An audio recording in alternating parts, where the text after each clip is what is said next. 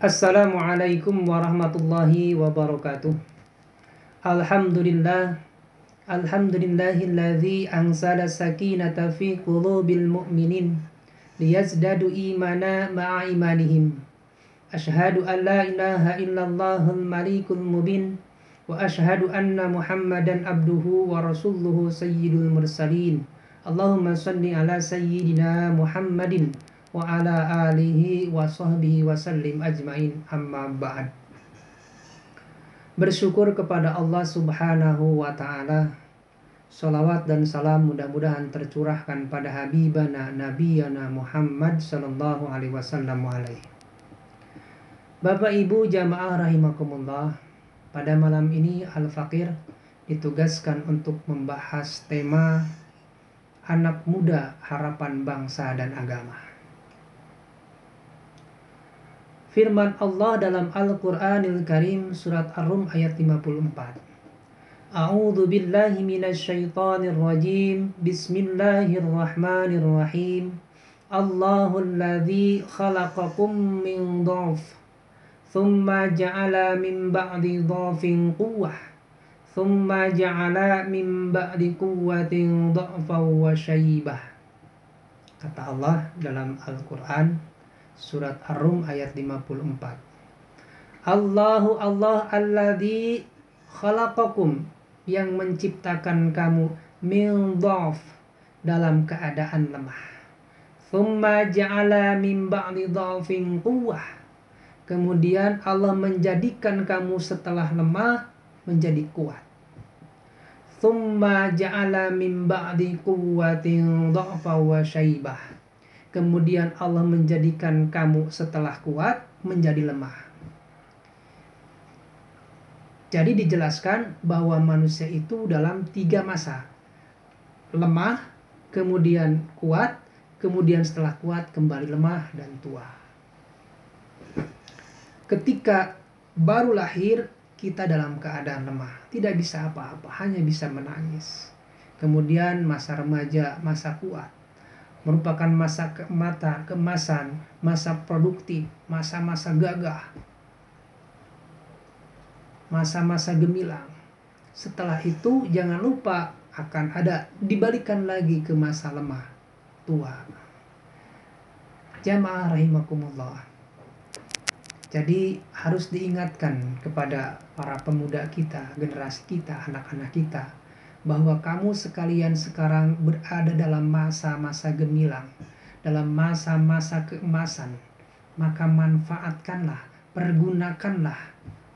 Sebab jangan lupa masa emasmu, masa gemilangmu akan berakhir kembali ke masa lemah, ke masa tua. Rasulullah Shallallahu Alaihi Wasallam pun pernah menasihati seorang anak muda. Kata Rasulullah, ignatum khamsa qabla khamsin. Jaga olehmu 5 perkara sebelum datang 5 perkara. Sababuka qabla haramik. Masa mudamu sebelum masa tuamu. Salah satunya jaga masa mudamu sebelum masa tuamu. Itu Rasulullah SAW.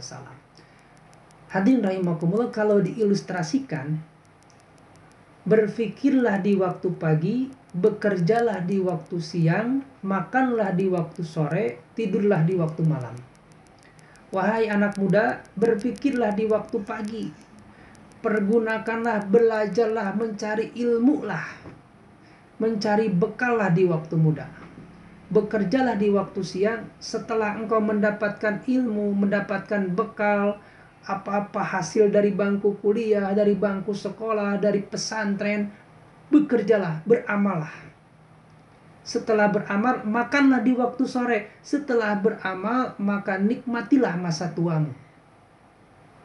Setelah nikmat masa tuamu bisa dinikmati, maka tidurlah waktu malam, maka matilah dalam keadaan tenang, karena mendapatkan bekal untuk mati dan setelah kematian. Tapi kalau dibalik, berpikir di waktu pagi dia tidak berpikir di waktu pagi dia tidak dimanfaatkan untuk mencari ilmu, untuk berbekal, maka tidak akan bisa bekerja, tidak akan bisa beramal. Jika tidak bisa bekerja, maka tidak bisa makan. Kalau tidak bisa makan, maka alamatnya tidak bisa tidur. Kalau tidak bisa beramal, tidak bisa bermanfaat, hari tua pun jadi sengsara, mati pun masuk neraka. Naudzubillah. Jadi ingatkan masa mudamu, masa gemilang. Bapak Ibu rahimakumullah, untuk mencetak anak muda harapan bangsa dan agama. Yang pertama, satu, kuatkan akidahnya. Kalau akidahnya udah kuat, udah ada benteng di dadanya, apapun pengaruhnya dari luar, maka bakal difilter dengan imannya, dengan akidahnya. Yang baik masuk, yang jahat, yang jelek akan ditolak. Itu kalau akidahnya sudah kuat. Dicontohkan oleh pemuda-pemuda Al-Kahfi. Innahum fityatun amanu birabbihim wazidnahum huda.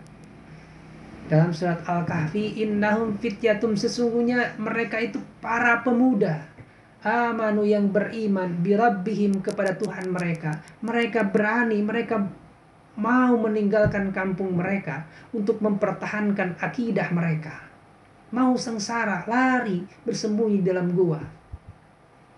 Begitu pula kalau anak muda kita sudah tertahan, sudah terbenteng dadanya dengan akidah yang baik. Apapun pengaruh dari barat, apapun pengaruh dari timur yang jelek akan ditolak. Walaupun kelihatannya menyenangkan, tapi imannya yang menjawab, akidahnya yang menjawab bahwa itu tidak sama, tidak baik buat dirinya. Tanamkan dalam dirinya bahwa dia itu selalu diawasi oleh Allah, selalu di dalam pantauan pengontrolan Allah Subhanahu wa Ta'ala. Kalau dalam dirinya sudah yakin bahwa dia diawasi oleh Allah, Allah menciptakan malaikat raqib dan atid untuk selalu mencatat apapun yang dilakukannya. Saya yakin anak muda akan sangat-sangat hati-hati dalam hidupnya. Luqmanul Hakim, seorang yang sering diceritakan dalam Al-Quran karena banyak nasihat-nasihat untuk anaknya. Kata Luqmanul Hakim dalam surat Al-Luqman, ya bunayya, hai anakku, innaha in taku mithqala habbatin min khardal, katanya. Wahai anakku, sungguh jika engkau berbuat sesuatu walaupun beratnya seberat biji sawi, fatakunu fi sakhratin, terus kamu sembunyi atau ada di dalam batu, aw fis samawati, atau di atas langit, aw fil ardi, atau di bawah bumi, ya'ti bihallah, sesungguhnya Allah akan membalas semua apa yang kamu lakukan.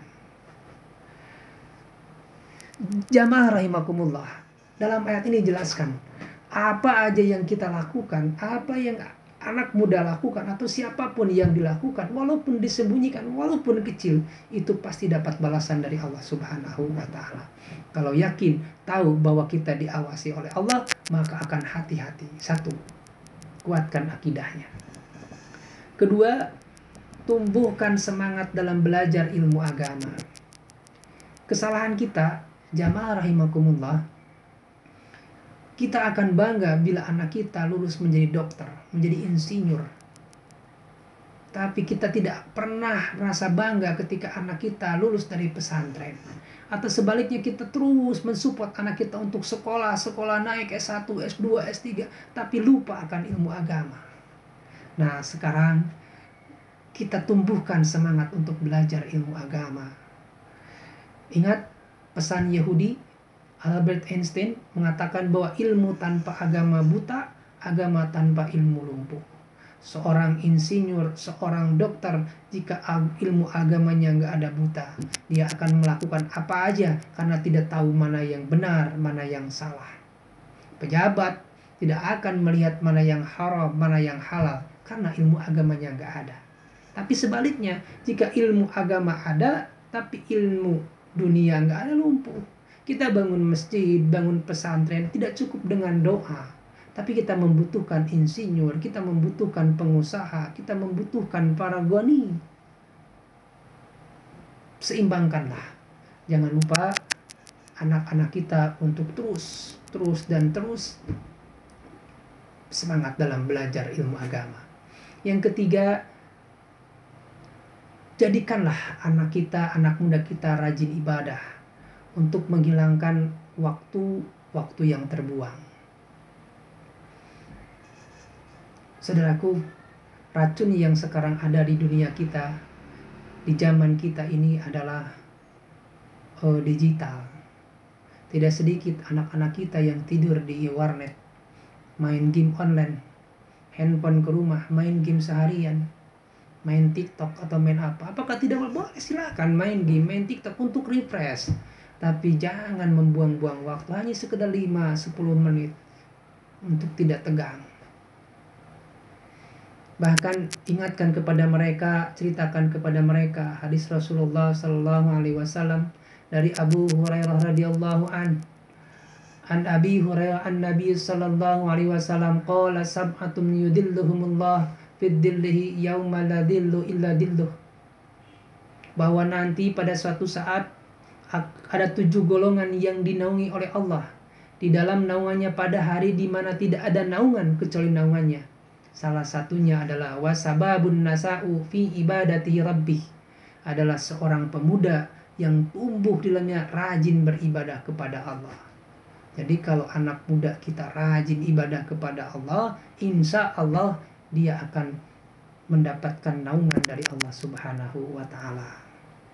Yang keempat, yang terakhir, karena udah 11 menit lebih, mencetak atau menciptakan pemuda-pemuda yang berakhlak baik, berakhlakul karimah. Mungkin ini bahasanya nanti di lain waktu. Itu aja yang saya sampaikan. Kita mudah-mudahan kita berdoa kepada Allah Subhanahu wa Ta'ala, generasi muda kita, generasi yang akan menggantikan kita nanti adalah generasi yang paling bagus, paling baik, paling dekat dengan Allah Subhanahu wa Ta'ala. Amin ya Allah ya Rabbal Alamin. Assalamualaikum warahmatullahi wabarakatuh.